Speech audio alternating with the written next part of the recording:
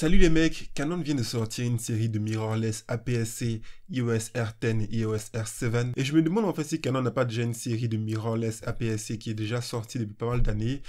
Il faut croire qu'ils ont décidé de s'en débarrasser en fait, donc du coup, comme pour les réflexes, je pense que Canon a tout simplement décidé de mettre de côté la série de EOS M et je pense que c'est peut-être pas une mauvaise idée, on en parle dans cette vidéo, c'est parti.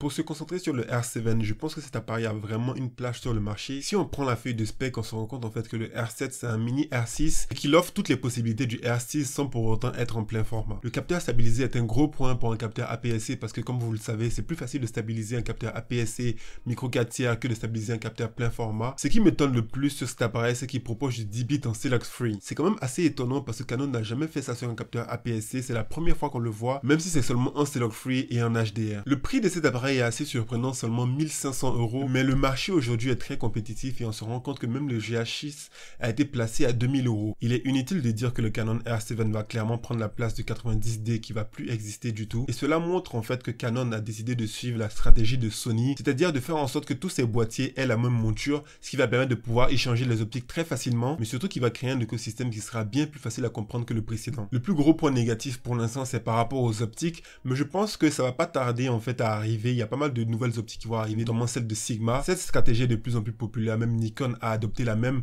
et on voit très bien que en fait c'est comme s'ils copiaient tous Sony, et donc du coup c'est pas étonnant de voir qu'en fait ils ont une grande avance par rapport aux optiques par exemple, qui ne sont pas vraiment très nombreuses chez Canon et encore moins chez Nikon. Donc tout ça va influencer l'acheteur qui auparavant avait beaucoup de choix chez Canon, chez Nikon, mais aujourd'hui c'est Sony en mirrorless qui est vraiment le premier, mais je pense que ça va quand même venir pour les autres marques, mais pour l'instant voilà où on en est. C'est tout pour cette vidéo, n'hésitez pas à me dire en commentaire ce que vous en pensez et je vous dis donc à la prochaine pour une autre vidéo. Salut!